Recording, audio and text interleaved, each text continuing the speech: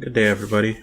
So today I want to do a competitive draft of Dominaria on a request. A subscriber requested that I do another competitive draft and talk a bit more about drafting tips and strategies. Anyway, let's get to it. I do want to play some Singleton. I want to give that a try. Maybe it's a bit more enjoyable than competitive constructed. I really don't like competitive constructed. Let's get to this.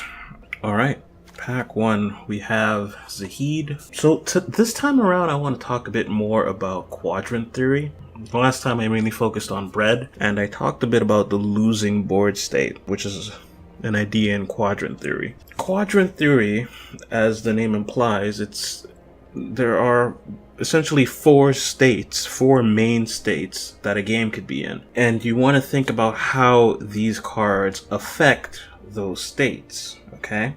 The states are, you could be winning the game, you could be losing the game, you could be on a stalled board. The game could be stalled, neither side is winning or losing, it's just kind of stagnant. And lastly, development. Development is essentially early game, like everybody's getting their boards, building their boards, getting ready to reach the later stages where there's a back and forth struggle. I talked a lot about losing before, which I believe is the most important board state. Good cards tend to help you out when you're not doing so hot. The cards that help you get to where you need to be, help you build your board, and work out well in those early stages, would be cards that are good in the development stage. The last category, cards that help you only when you're winning, you tend to want to just never pick those, to put it bluntly. So let's look at every card here and just think about, hey, where does this card help you? What does this card do for you? Zahid, do you want this card in your opening hand? Not really. The earliest you can play him is 4 mana, turn 4, and that's assuming you played an artifact in one of your earlier turns. So on a scale of like 1 to 10 as a development card, this guy is maybe at 2, maybe 2 or 3. Does Zahid help you when the board is stalled? I would say yes. I would say he's pretty good at that. You and your opponent both just have some creatures on board. Nobody's able to fly over anybody else. Zahid's 5 power, 6 toughness. Playing him on the board when there's a bunch of 2/2s, 3/3s, and maybe 4/4s out, he changes things significantly, okay? And the fact that he has evasion, that enables you to get some damage through on an otherwise stalled board. And if you play him, he's probably the biggest flyer too. If your opponent has another flyer, or maybe you and your opponent has a flyer, but they're roughly equal in power or toughness or something, and nobody wants to attack or nobody wants to trade. Zahid is probably going to be the biggest flyer when he hits the board. So he's definitely pretty good on a stall board. Does he help you when you're losing? If you're losing because your opponent has flyers, he's here to help. That 6 toughness and flying is what really makes him a great card when you're stalled, and a pretty decent card when you're losing. When you're losing, maybe he's like a 5 or 6. He's not going to put you over the top when you're losing. That's not a guarantee. It could be. Just depends on why you're losing. But he could. He could very well be a decent to good card when you're losing. He's best when the board is stalled. You play him, suddenly you're in the driver's seat. The board is not stalled anymore. I would say that's the quadrant where he performs best, on a stalled board. And he's okay when you're losing. Great when you're winning, but again, nobody cares. Almost everything is great when you're winning. Development, very poor. He just doesn't help you get to where you need to be very fast. He's not like a Llanowar Elves or something. Put a +1/+1 counter on target creature you control with the greatest power. Okay, that's not bad. Target creature you control with greatest power gains flying, first strike, and lifelink. So that can help you get some attacks in. Put a +1/+1 counter on target creature you control. That can help you if you're not losing too badly. That effect really only works if you have something on board. Worst case scenario, you're losing because you have nothing on board. So how does this card impact the most important phase, which is when you're losing? For this to help you, you have to have some creatures at least. You can't be losing too badly, which is not terrible. Development. I could see this being okay in development. You played some earlier creatures. Maybe turn 4 you play this and start making those creatures bigger. Maybe turn 3 or turn 4 you play this and those creatures you played earlier are just better now going into turn 4 and 5. So development, okay-ish, I guess. It makes This is one of those cards where you just don't pick it early. You just don't. It makes what you already have better. It can turn your crappy cards into slightly better cards, your good cards into better cards, but on its own, it's just so dependent on you already having creatures that overall I just wouldn't pick this card, and it feels like a waste of time to even evaluate it. This is not one of the better sagas, just because it's only there to enhance the creatures you're already playing. It doesn't really do anything on its own. Anyway, this card is meh in development unless you play it turn 4 or turn 3 to pump something else, make that something else a bit more viable. If you're losing, this could help you stabilize, I guess. Still pretty meh at doing that, because you can't be losing too badly. You couldn't have lost all your creatures. Your creatures can't be too low in power and toughness, otherwise these +1/+1 counters aren't going to help you. If you're losing to flying, you're probably still going to be losing to flying on the first and second turn that you have this on the board. This is not going to help you consistently when you're losing. It's very specific. So it's very meh in development. It's not good when you're losing. On a stalled board, this is okay. This is decent on a stalled board. Your board is stalled, and for 2 turns this makes some of your creatures, 1 or 2 of your creatures bigger, which helps you break the stall, and then on that 3rd turn it makes it helps one creature actually get through, nets you some life, probably guarantees that creature kills something or just gets through because of first strike. Your opponent may probably not feel good about blocking a first striker. Discard a historic card. Sanctum Spirit gains indestructible until end of turn. So it's a 3/2 with lifelink. If you're losing, it's not terrible. Lifelink can help you, gain life. That discard a historic card isn't always going to be relevant, but it is an option. Making this thing indestructible could lead to some unpleasant combat situations for your opponent. It's not a terrible card when you're losing. Development. If you play this thing on curve, pretty decent on curve, really. I'm not sure if I would want this in my opening hand, but it is decent in my opening hand. I'm just sure that there are better things I would prefer to have in my opening hand, but it's not bad. Stalled board could help, but again, that's mainly because of the potential to give you indestructible. That's iffy. 3/2 for 4 with lifelink isn't bad. Toughness is a little low, but flying haste whenever you cast an instant or sorcery spell, wizards you control get +1/+1 until end of turn. Okay, this thing's 3 mana, 2/2 flying with haste. Losing. When you're losing, this card's not going to do much for you. Development. This card is pretty good in the development phase. You play this on turn 3, you have this in your opening hand and you can play it on turn 3, that is awesome. Turn 3, you have a 2/2 flyer with haste that can attack right away. That's great. And if you played some other wizards later on, or if you just have him and you're playing some instants later on, he can get in for even more damage. This card's, what else? Stalled board. Pretty good. You can attack right away. Your opponent may not have the time to deal with it. They might need to untap their lands or something to really deal with it. So the fact that it can attack right away with evasion is pretty good. And if you have an extra card to pump him or your other wizards, in a more ideal case, worst case it's just him, but in a more ideal case when you've got a couple of wizards on board in a stalled game, yeah, he can really help you push through in a stalled game. So he's pretty good on a stalled board. Only issue is that mana cost. There's no removal here.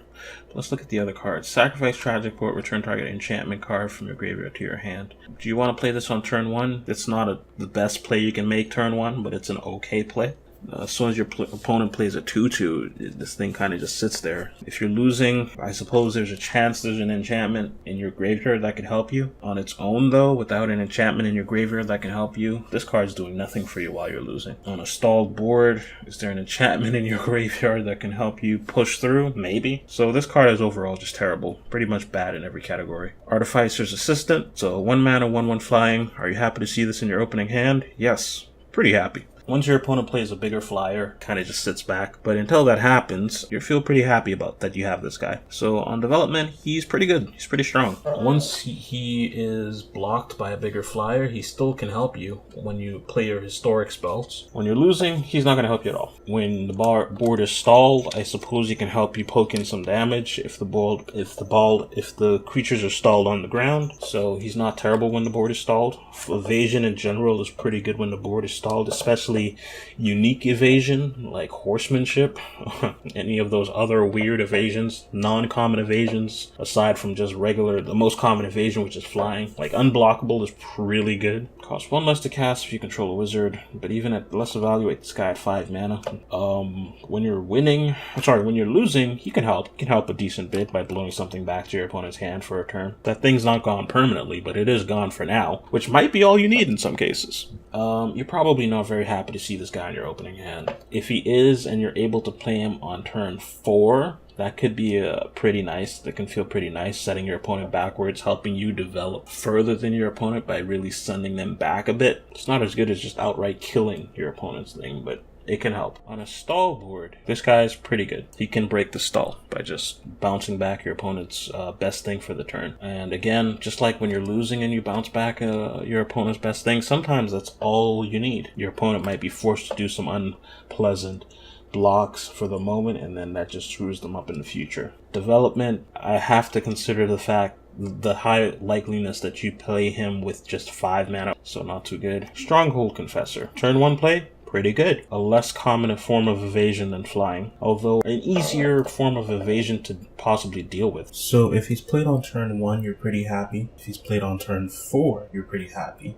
And because of that, I'd rate him very highly on the development. Losing, he is likely not going to help you much. On a stalled board, if you can play him for 4 mana, he could help, but not that much. It's not true evasion. If you're in a stalled board, more than likely you guys have you and your opponent have multiple creatures. It really depends on the layout of the board, just how stalled, just who has more creatures. If you have more creatures and you play this guy and attack, yeah, he can help. Okay, Deathblown Thallid.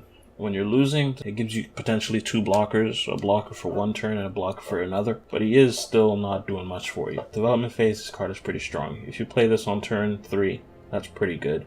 If your opponent deals with it, you still got a 1/1 that can squeak in some damage, or just kick back and block for you later on. On curve, this guy will feel pretty decent. On a stalled board, he's not doing much for you. Enters the battlefield with kick, return target instant or sorcery card from your graveyard to your hand. If you're losing, this could help quite a bit. All depends on the instants or sorceries you have in your grave, so I wouldn't say that she's great when you're losing.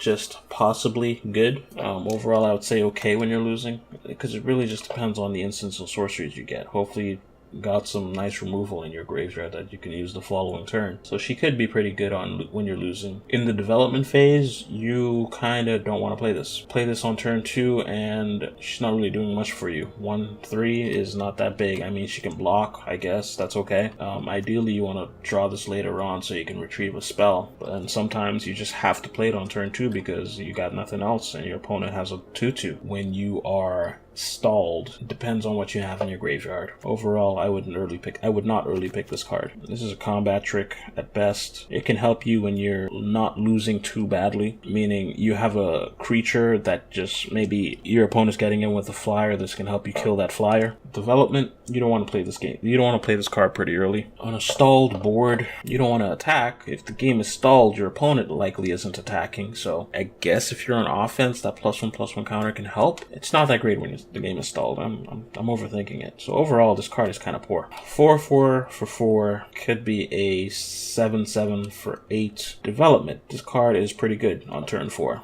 Turn 4, you play this guy and you're feeling pretty good about yourself. When you're losing, he can help you stabilize. He's pretty big, especially if you can play him for 8 mana. He's a pretty good blocker, but if you're losing to creatures in the air, he's not going to help.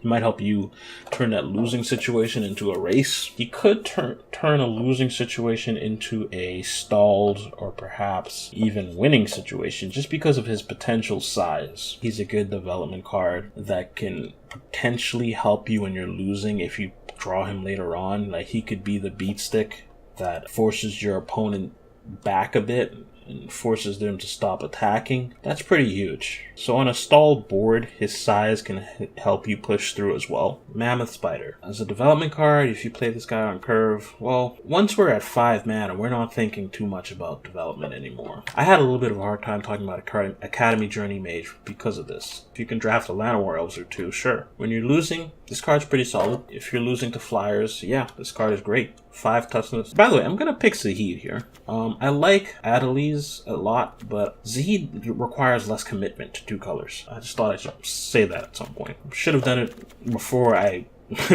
nearly went through every card in the pack. Sorry about that. But yeah, I'm picking Zahid. What else I was saying about this guy? Yeah, he's good when you're losing. If you're losing to flyers, which is likely, he's a great card to draw off the top of your deck. When the board is stalled, he's not doing too much for you, but he definitely, well, nothing puts you in a worse position, but he can help when the board is stalled, just not that much. Skitter's Surveyor enters the battlefield. You may search your library for a basic land card, reveal it, put it into your hand, and shuffle your library.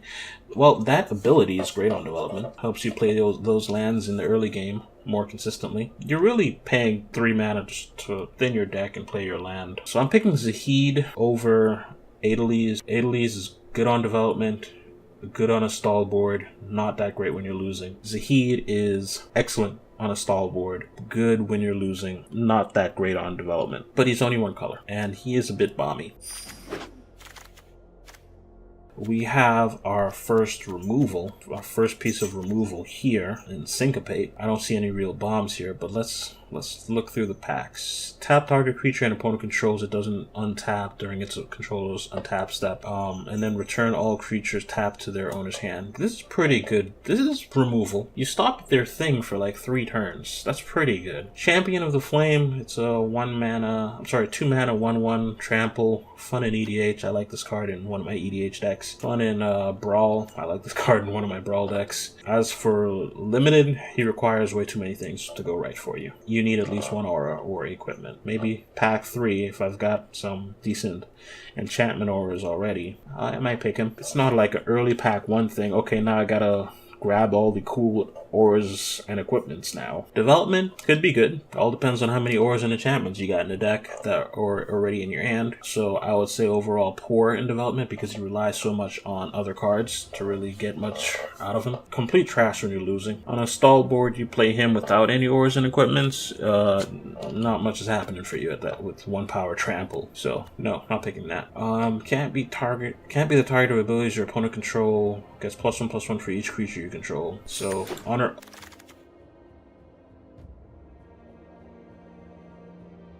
I picked her by accident. I clicked by accident. I can't believe that just happened. Oh my god.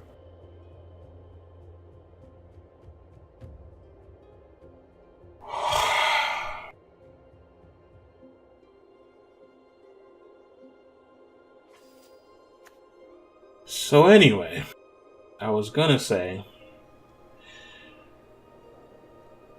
if you're losing, this card is garbage. And I wasn't gonna pick her.